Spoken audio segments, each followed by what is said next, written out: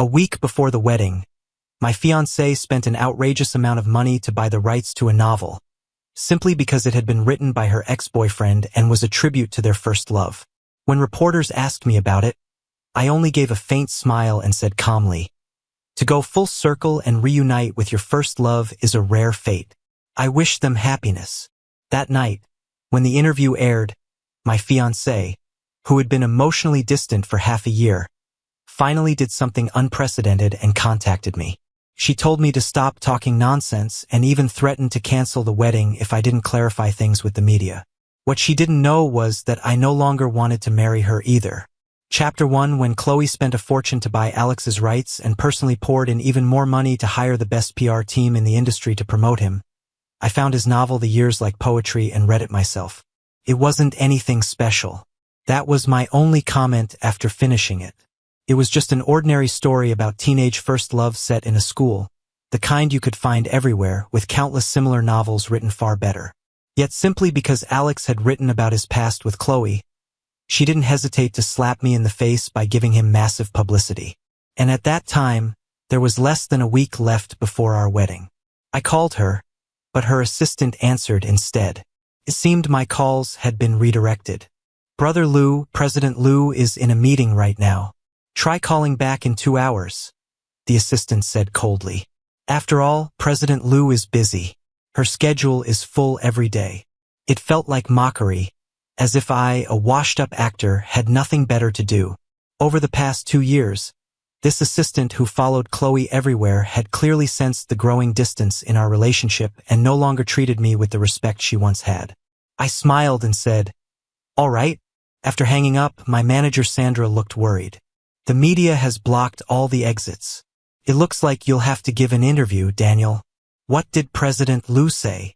I hadn't even managed to reach her, so what could I possibly say? Keeping my expression calm, I stood up and said, "Let's go say what needs to be said." Sandra froze, immediately understanding what I meant. "What? But isn't that not quite right?" I shrugged inwardly. Why wouldn't I take advantage of this chance for some free exposure as a washed-up actor? I had called Khloe to ask how she wanted me to handle the media questions, but since she chose to send her assistant instead, there was no need to save face for either of them. I pushed open the door and stepped out. Reporters swarmed me instantly, microphones thrust toward my face, their eyes filled with gossip-hungry excitement. They fired questions non-stop.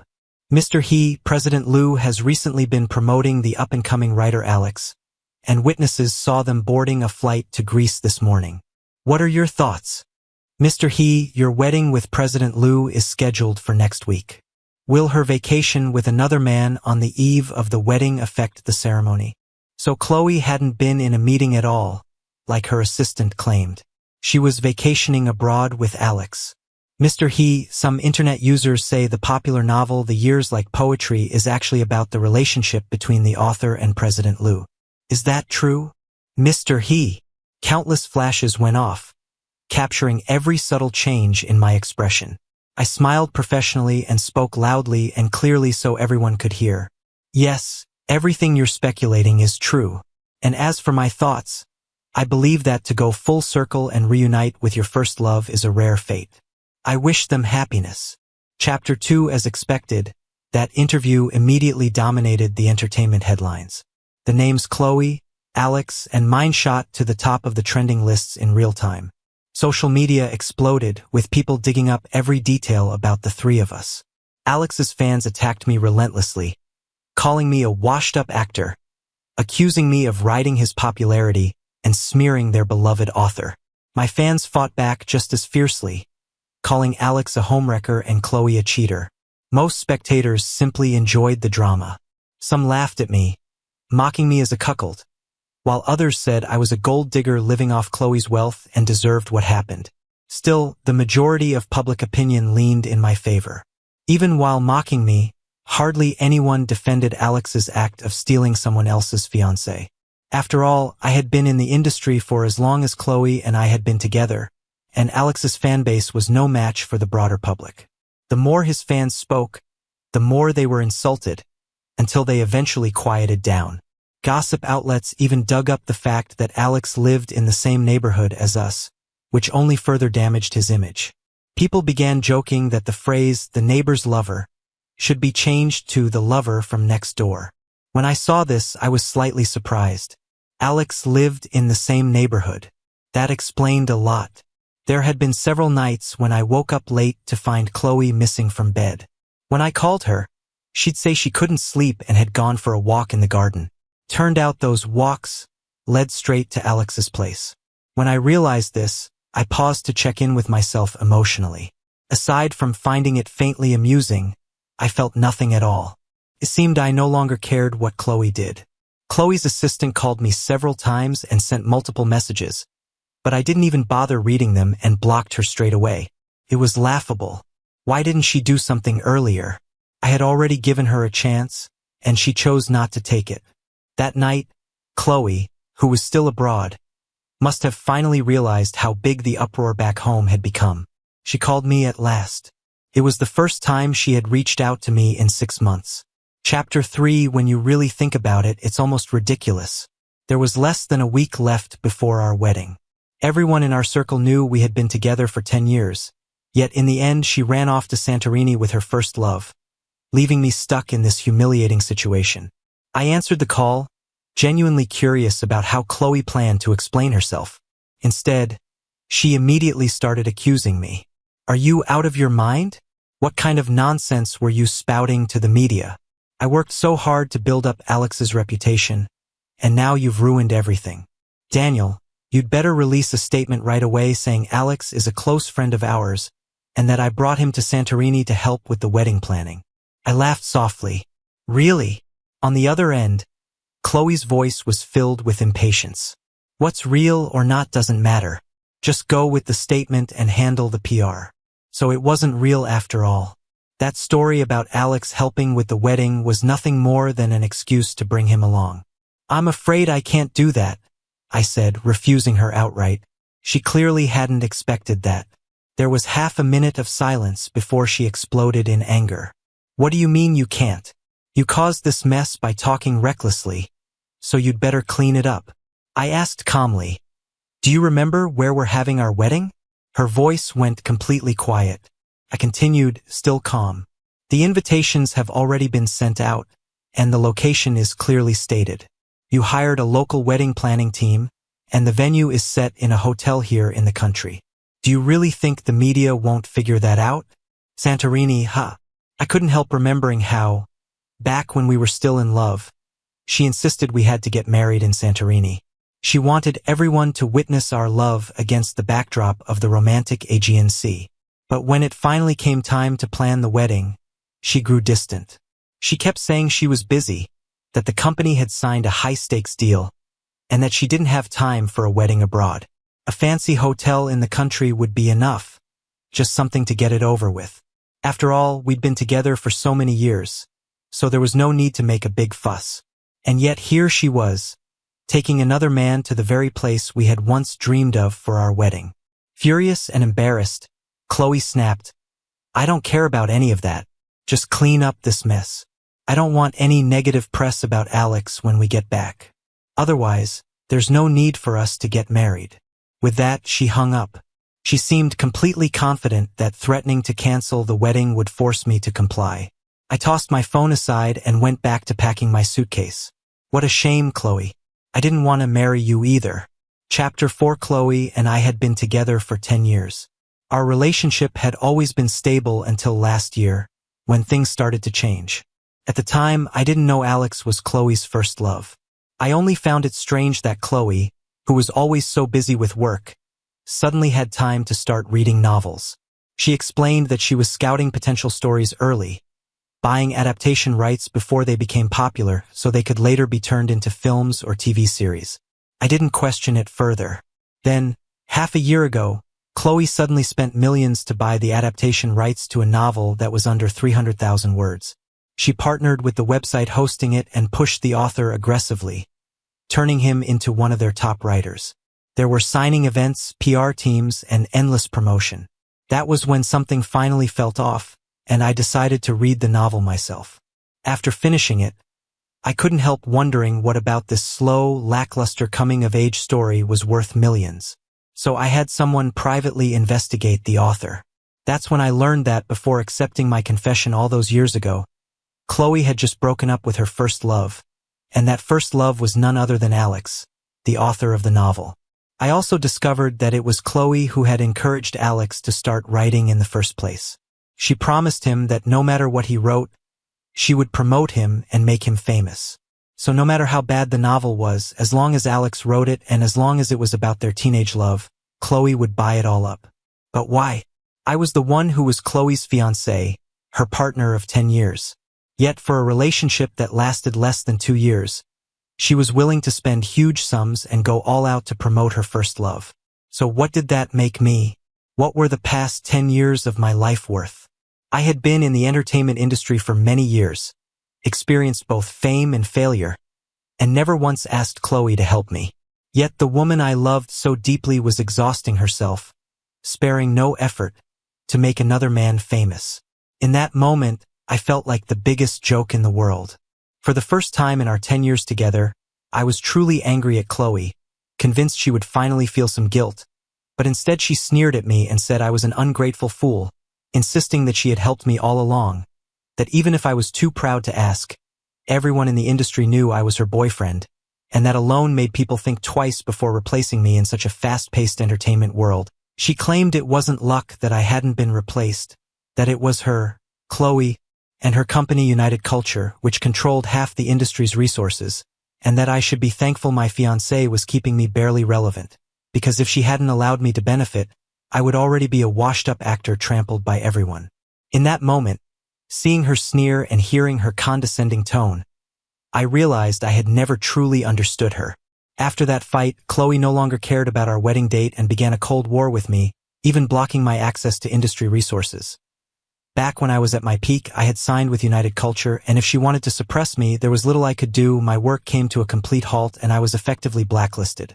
Luckily, during those 6 months, my contract with United Culture expired, and whether Khloe forgot or simply didn't care, she never sent a renewal offer.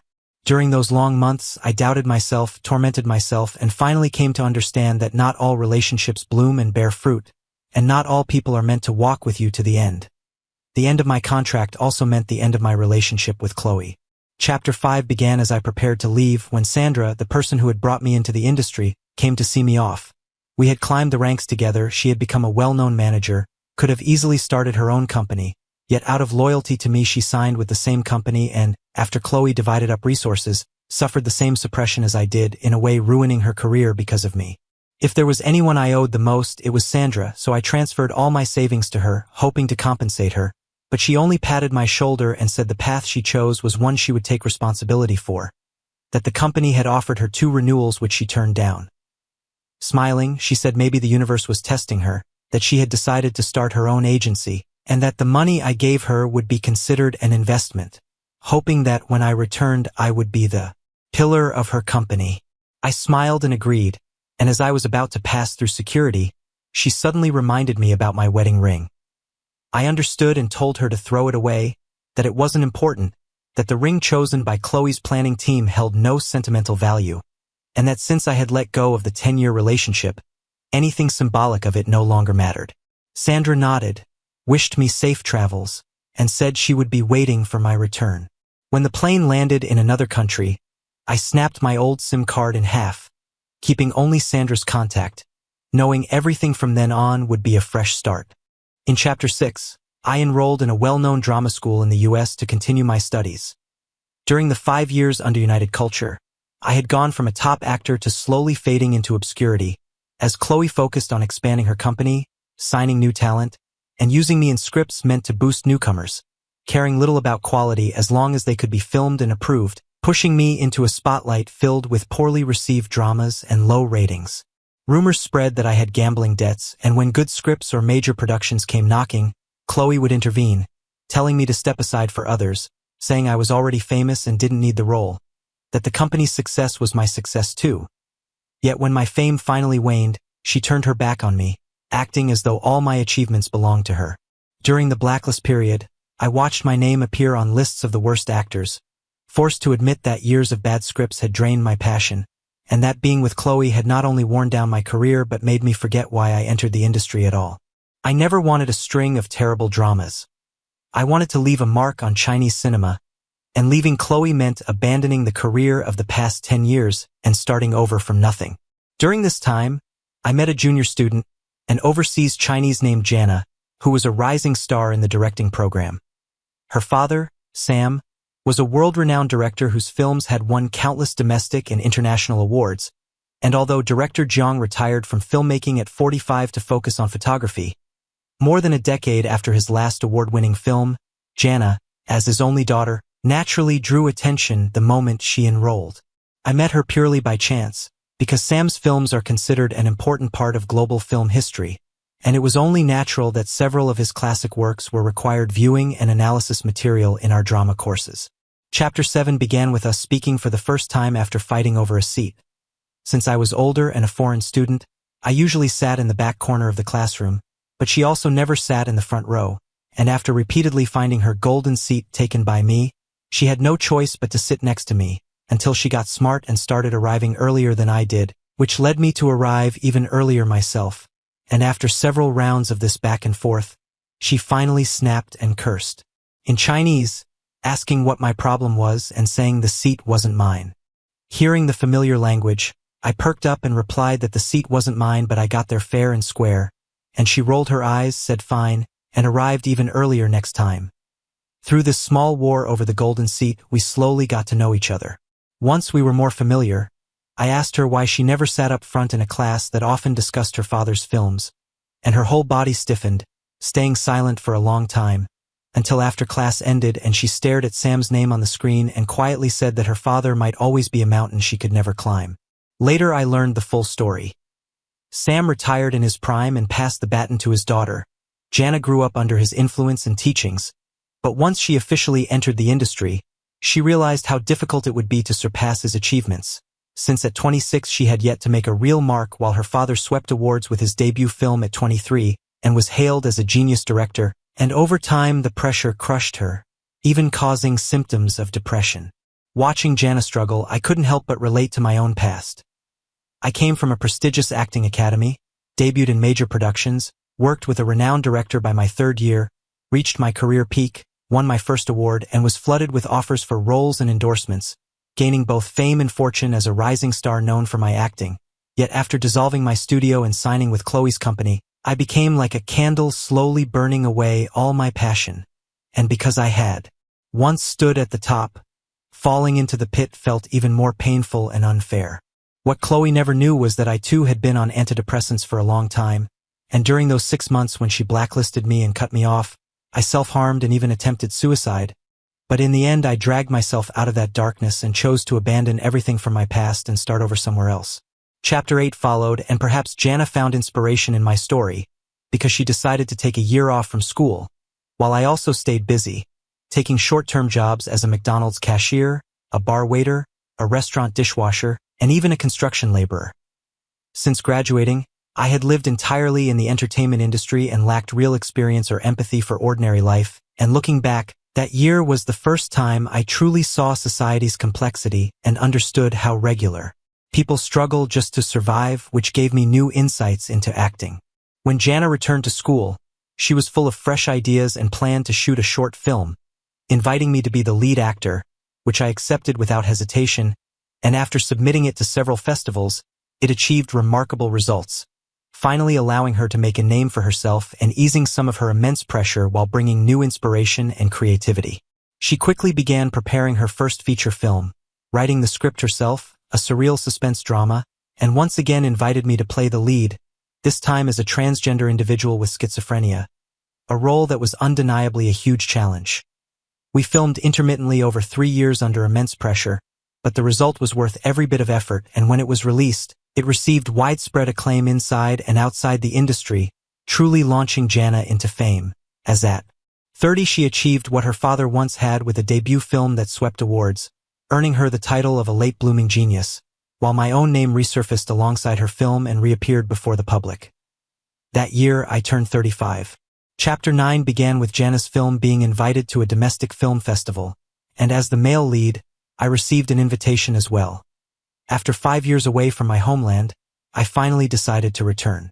Unlike my quiet departure years ago, unnoticed and forgotten, this time when Jana and I landed, we were met with an overwhelming welcome from media and fans, the airport exit packed to the point of being impassable, questions flying at us non-stop, until one reporter suddenly asked whether, after leaving the country 5 years ago and canceling my wedding, I now plan to reunite with Ms. Liu of United Culture.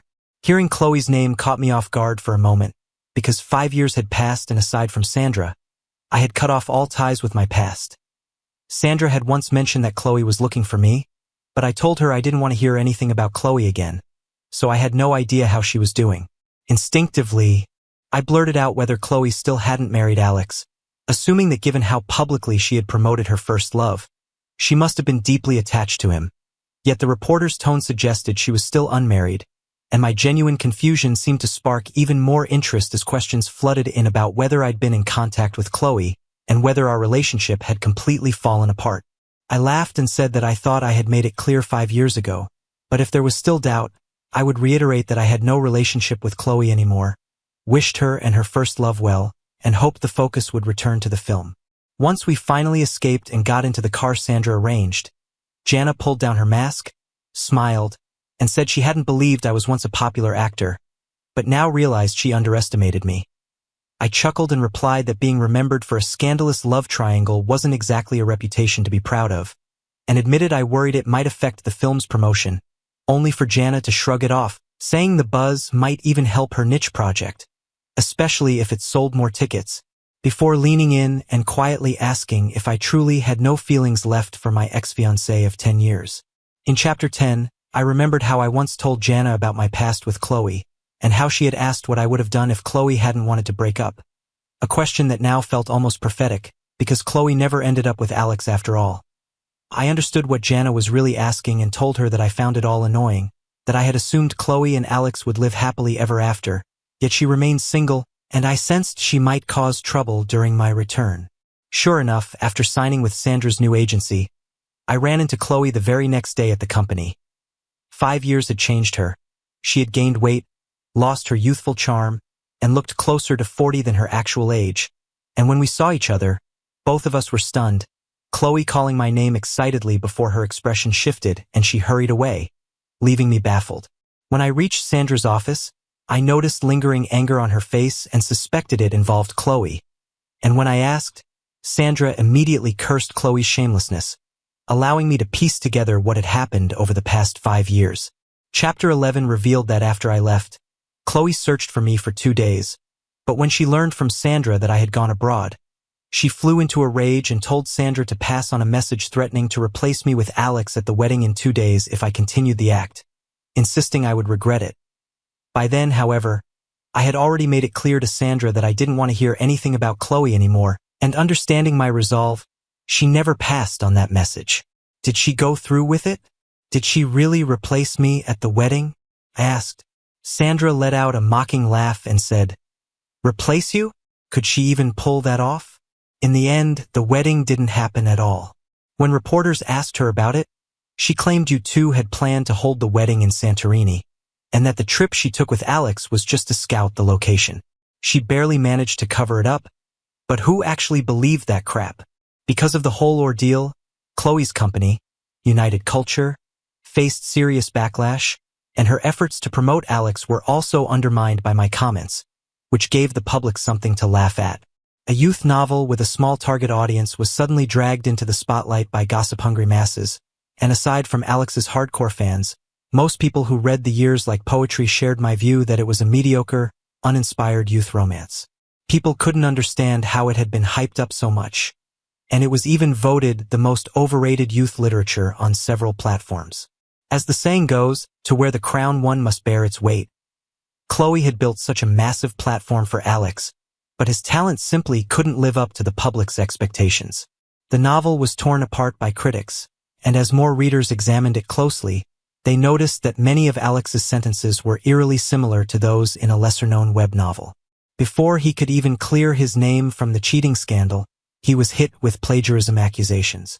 Plagiarism in online literature is notoriously hard to define, but the original author discovered the similarities and, armed with evidence, filed a lawsuit against Alex. The case dragged on for years without resolution, largely because the years like poetry had no real literary value to begin with, and the fame and accolades Alex enjoyed were mostly manufactured. The original author demanded compensation, but Alex refused, believing that the work he plagiarized wasn't worth much and that without Khloe's backing, even plagiarizing it wouldn't have brought him such attention. This twisted logic led to years of entanglement between him and the original author, with the case frequently trending on social media. Netizens demanded that Khloe and Alex apologize for the plagiarism scandal. Yet in a move no one could understand, Khloe ignored the backlash and instead assembled a high-profile team, boldly announcing plans to adapt the years like poetry into a film, sparking an even bigger uproar online. Chapter 12 unfolded with Khloe seemingly choosing the infamous route, stubbornly pushing through the criticism and finishing filming within 6 months, rushing to release it as quickly as possible. As expected, the hastily assembled movie lacked any sincerity, and even though she cast the most handsome young male leads and the prettiest rising actresses from her company to tell this youthful story, audiences still tore it apart, accusing her of feeding them garbage. Comments flooded in everywhere, mocking the idea of being forced to watch the ugly offspring of capital and endure her cringeworthy first love, or calling anyone who watched the plagiarized trash a total idiot. This reaction completely defied Khloe's expectation that harsher criticism would draw more viewers. In the end, the high school romance film, which reportedly had a 200 million yuan investment, earned less than 10 million at the box office, wiping out everything she had put into it. In the past, such a loss might not have mattered much, but Khloe had signed a performance contract with her investors, and the dismal failure of Poetic Youth meant she couldn't meet her targets. United Media's shares were divided up, and as CEO and majority shareholder, Khloe was completely ousted by the investors. So what does that have to do with her coming to find you? Sandra rolled her eyes. Isn't it because your movie became famous? Khloe went around claiming you were still one of United's artists. Only after she accepted several endorsement deals for you did she realize your contract had long expired. When I found out, I immediately announced that you had already signed with my Hichuang Media. That's when Khloe came to fight with me. Sandra rubbed her temples and added that Khloe couldn't produce any evidence proving I was still under her company. So although the argument caused a stir, public opinion sided with Sandra. That was when I finally understood the entire chain of events. Sandra warned me that things hadn't been easy for Khloe in recent years, and that she would probably come looking for me, telling me to stay alert.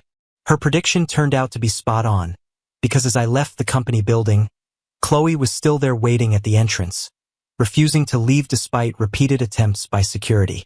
When she saw me, her eyes lit up and she called out that she needed to talk to me. I raised my hand to stop the guards, and she straightened up, adjusting her disheveled clothes, asking if we could talk since it had been a while. Chapter 13 took place in a quiet tea house, where Khloe personally poured tea and set it in front of me. Even though she had asked to talk, we sat in silence for a long time. I glanced at the tea and told her that if she had something to say, she should just say it. Khloe looked at me bitterly, hesitated, and finally said, I'm sorry. That was all she said after everything that had happened. The apology stood in stark contrast to her arrogance 5 years earlier, and when she saw that it didn't move me, her face flushed, then slowly drained of color, her voice weakening as she spoke. I didn't get together with Alex. It was all a misunderstanding. I never meant to break up with you. As she spoke, a mocking smile tugged at the corner of my lips, and the more I smiled, the fainter her voice became. A tear slipped down her face and Khloe hurriedly wiped it away. Is there really no chance for us anymore? I looked at her fuller figure and the confidence she no longer had, and remained silent. Khloe seemed to realize that her appearance was no longer what it used to be. Her pride finally collapsed as she covered her face and cried, saying she couldn't help it, that she had to entertain clients, drink round after round, stay up late under constant stress, and that it was impossible to keep her figure the same. She sobbed that Alex had only used her connections and platform to boost his own fame, that once she gained weight he started to resent her, never considering that without her he was nothing but a worthless, spoiled bum. I calmly concluded that after I left, she did get together with Alex, but the two of them didn't last, and hearing this, Khloe stiffened. Now she was asking if we could still be together, and I wondered aloud whether she was truly that clueless. I stood up and told her that the only reason I had even sat there for half an hour was out of respect for the 10 years we spent together, but if that was all she wanted to say, then it was a complete waste of time. Khloe was stunned and asked what I wanted to hear from her. I answered plainly that I wanted to talk about the shares I still held in United Media.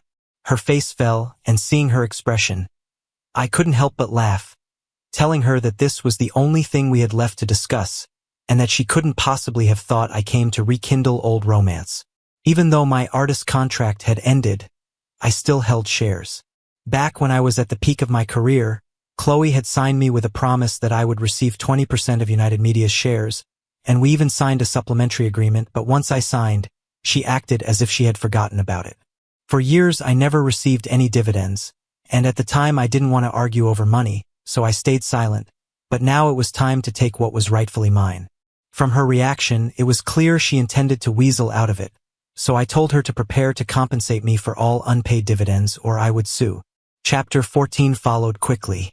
I had heard from Sandra that United Media hadn't been doing well in recent years, but I didn't expect things to be this bad. Less than half an hour after leaving the tea room, Sandra called to tell me that Khloe's mother had contacted her and wanted to speak with me. She had even brought out her mother, a woman who had always disliked me and believed I was freeloading off her daughter. Curious to hear what someone who had looked down on me for years had to say now, I dialed the number Sandra gave me using a virtual phone. To my surprise, the first thing Khloe's mother said was that she agreed to Khloe and me getting married, that there would be no bride price, and that we shouldn't talk about shares anymore, since we would be family and there was no need to discuss business between families. I was speechless. When I didn't respond, she grew impatient and asked whether I still wanted the shares, reminding me that many men had lined up to marry her daughter back then, that Khloe had wasted her youth waiting for me, and that I was lucky she wasn't demanding compensation for that. She warned me that although I was successful now, I wouldn't want to be caught in a scandal about abandoning Khloe. Even after all these years, she hadn't changed at all. I hung up immediately and asked Sandra to help me file a lawsuit against Khloe, suing her for unpaid dividends stipulated in our contract, amounting to more than 50 million yuan. With this lawsuit, all the old drama between Khloe and me resurfaced. Khloe was furious and released a doctored audio recording of our conversation in the tea room, distorting the facts and accusing me of abandoning her, painting herself as a heartbroken woman who had waited 5 years for her boyfriend. But the internet doesn't forget. Before I even responded, sharp-eyed netizens dug up old news of her orchestrated publicity stunt with Alex, flaunting their trip to Santorini, even uncovering photos of them staying in the same luxury hotel suite. Her plan backfired completely. In Chapter 15, Khloe then posted my contract with United Media, claiming I had breached it by signing with another company, and threatened to sue me for damages that just happened to match the unpaid dividends over 50 million yuan. Sandra responded by releasing a trove of chat logs and recordings, making it clear that my contract had already expired and that she had repeatedly tried to negotiate a renewal with United's higher-ups, only to be brushed off. United Media's management was dragged into trending searches, and it became clear that the real reason they hadn't renewed my contract back then was because they were watching Khloe's reaction.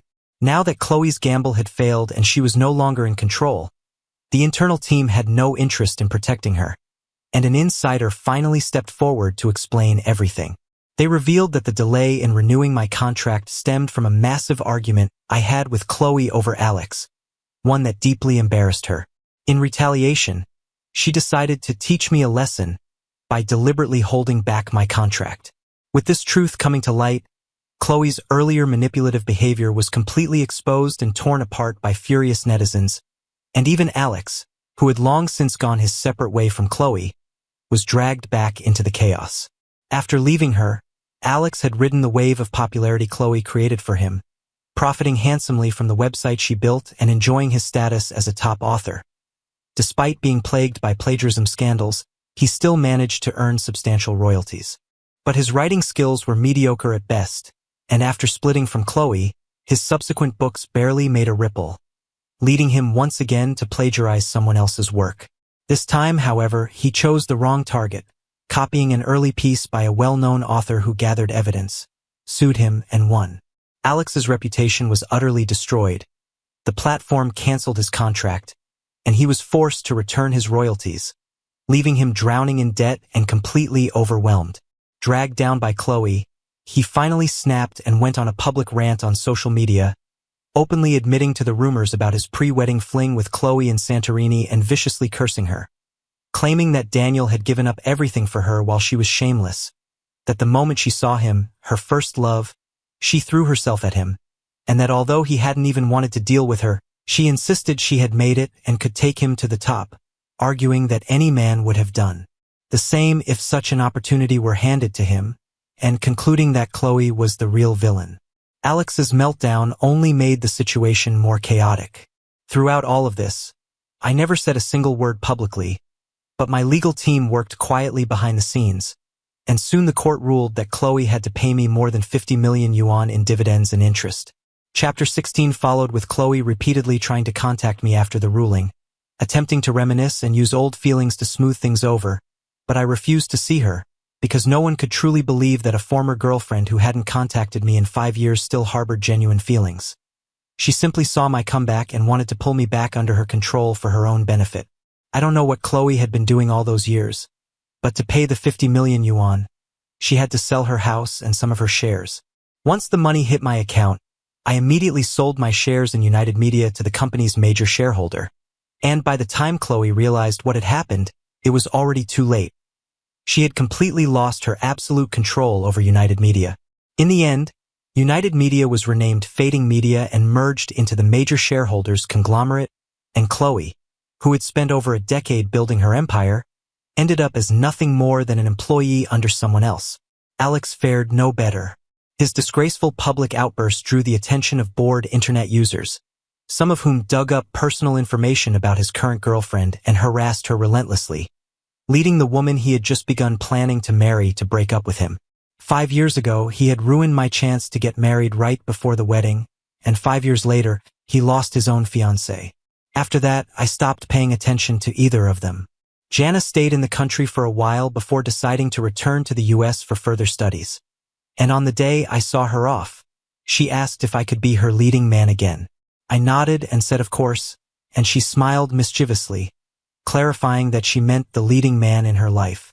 I froze, but by then she had already turned and walked through the security gate without looking back, as if her words had been nothing more than my imagination.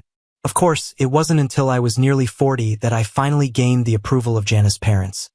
But that is a story for another time.